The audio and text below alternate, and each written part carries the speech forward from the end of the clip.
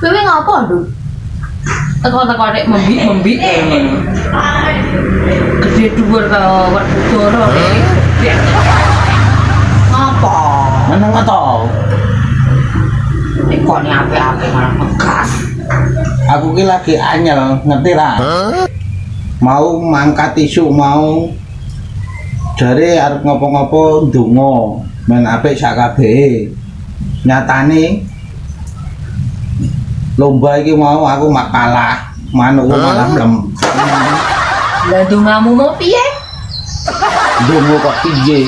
Ya njaluk menang lah.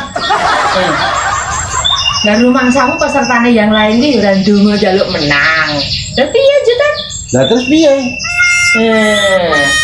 Wong jenenge wong lomba ya iki. Kalah menange wis lumrah. Wis biasa. Nyong saiki ngopi sik. Ben ra oleh.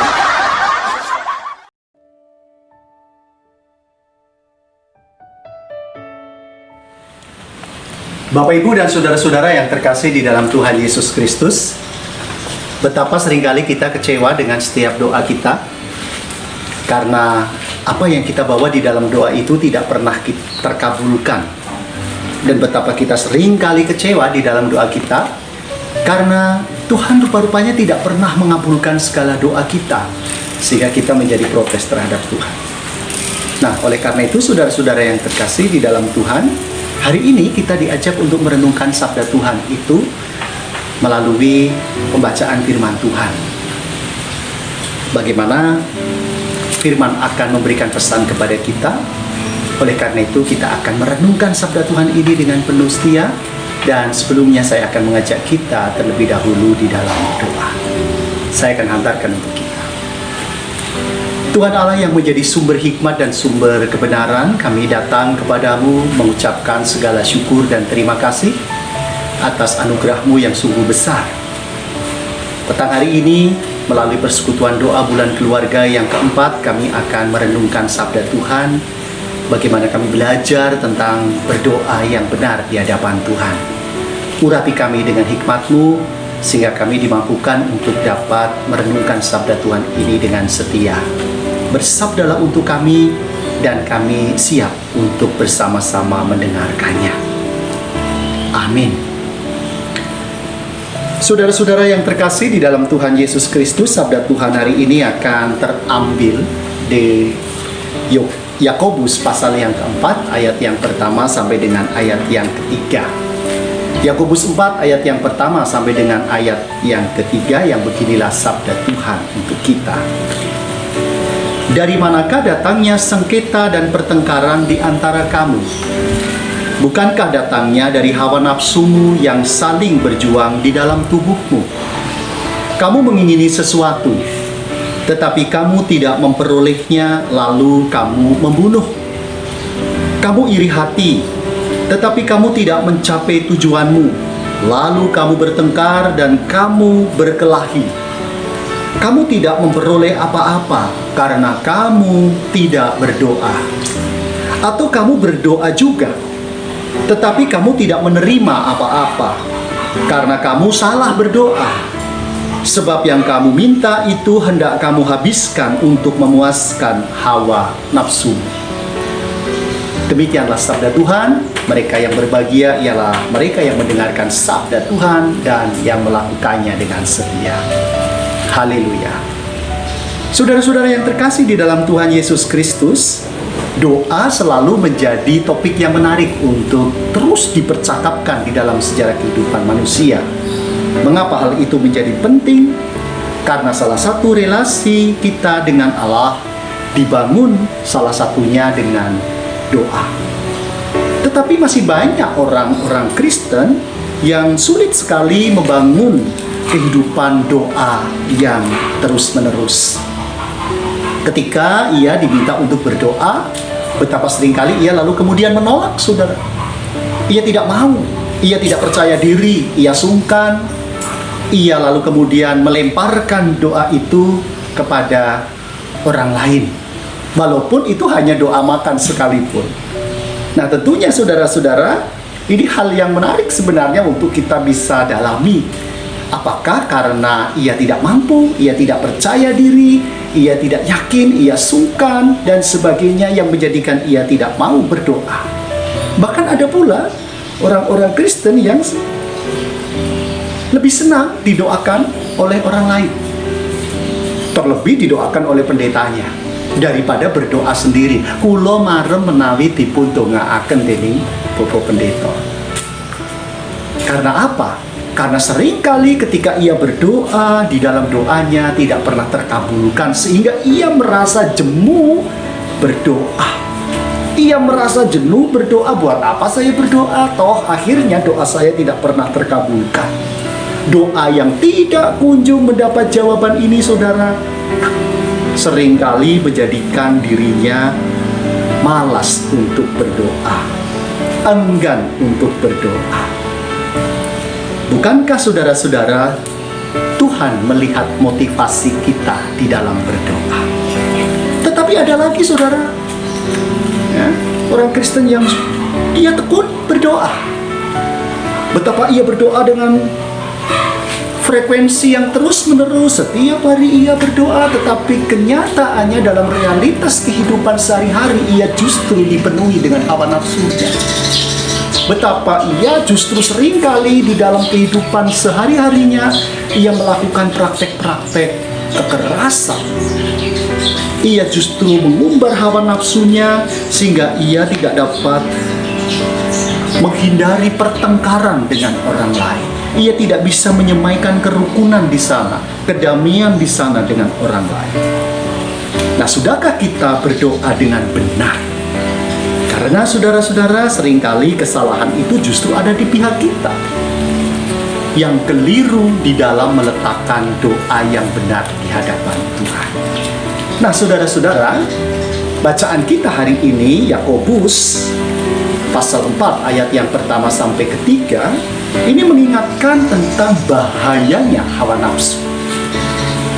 Bagaimana orang yang tidak dapat menguasai hawa nafsunya ini akan tergoda untuk mengingini sesuatu.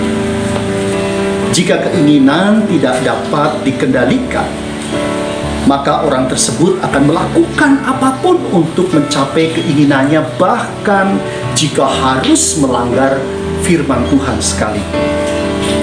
Jadi ambisi yang berlebihan ini pada akhirnya membuat orang itu tidak dapat berpikir panjang, sehingga mereka bertengkar, mereka berkelahi, dan bahkan membunuh demi tercapainya keinginan mereka tersebut.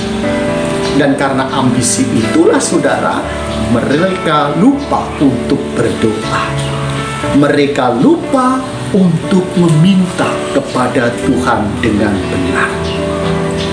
Walaupun demikian, saudara, firman Tuhan mengatakan bahwa doa itu bukan hanya sekedar meminta sesuatu kepada Tuhan.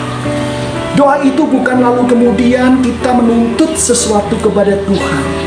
Doa itu adalah menyelaraskan keinginan kita dengan keinginan Tuhan.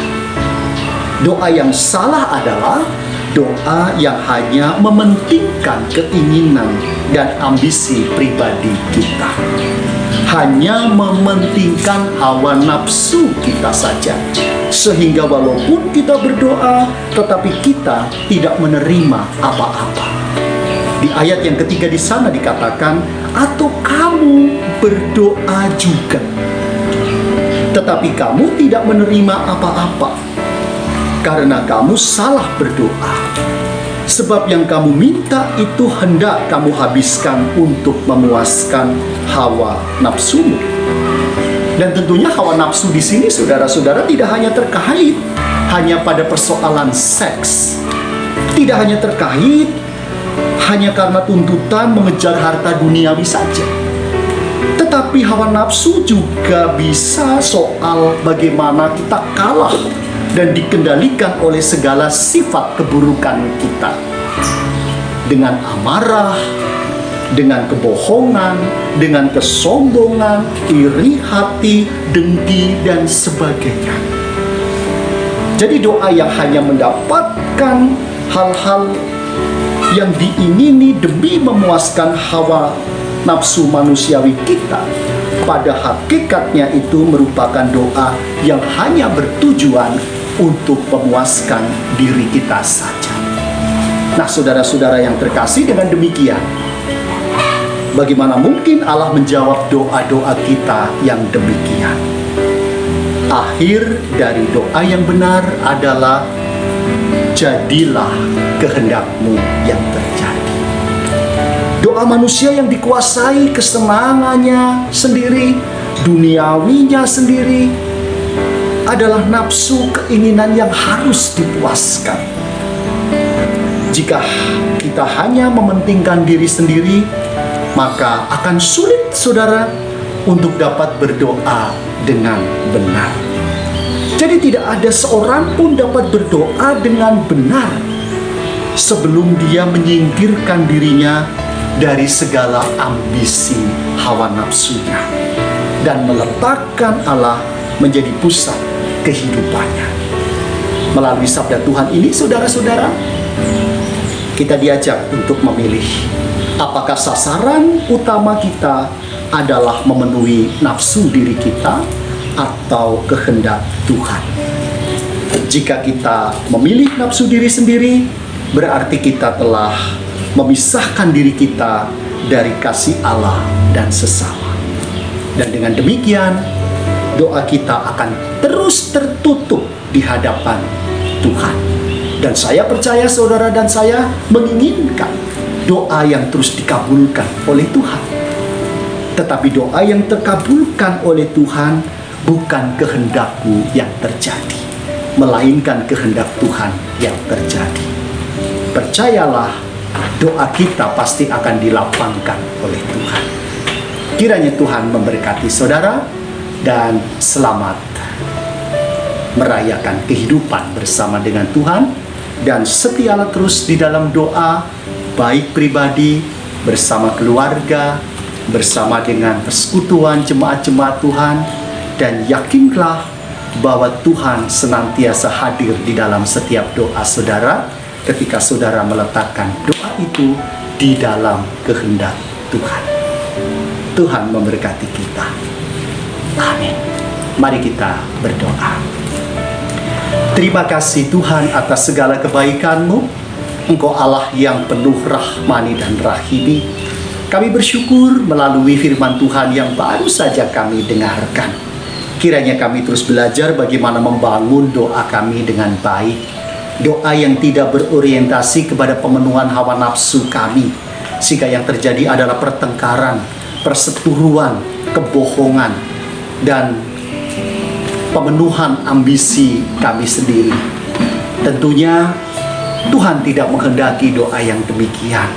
Kami belajar bagaimana meletakkan doa ini dengan benar seperti yang Tuhan kehendaki. Kehendak-Mu lah yang terjadi, bukan kehendak kami. Terima kasih Tuhan atas segala firman-Mu yang terus menyemangati kami, sehingga bersama dengan keluarga kami sepakat untuk senantiasa menyatukan segala doa kami kepada Tuhan. Berkatilah Tuhan, di tengah kami terus belajar bagaimana membangun doa dengan baik, sehingga kami dijauhkan dari rasa takut, rasa sungkan, rasa jemu, untuk terus belajar bagaimana berdoa kepada Tuhan dengan penuh setia. Kami menyerahkan keluarga kami, anak-anak, pasangan hidup, orang tua kami, bahkan setiap pergumulan yang kami hadapi kepada-Mu, sehingga kami terus dimampukan untuk dapat merasakan betapa kasih Tuhan hadir di tengah kehidupan kami. Di tengah rasa syukur kami pun juga akan membawa persembahan kami kepada-Mu dan mengumpulkannya bersama keluarga. Sebelum kami akan kumpulkan, Tuhan kuduskan persembahan ini, sehingga apa yang akan kami haturkan dengan segala jiwa, raga, dan hati kami. Terimalah persembahan ini sehingga membawa kemuliaan bagi Tuhan, baik di dalam kehidupan gereja maupun di tengah masyarakat. Ampunilah dosa kesalahan kami Tuhan, karena hanya di dalam Kristus Yesuslah segala hidup kami serahkan kepadamu. Amin.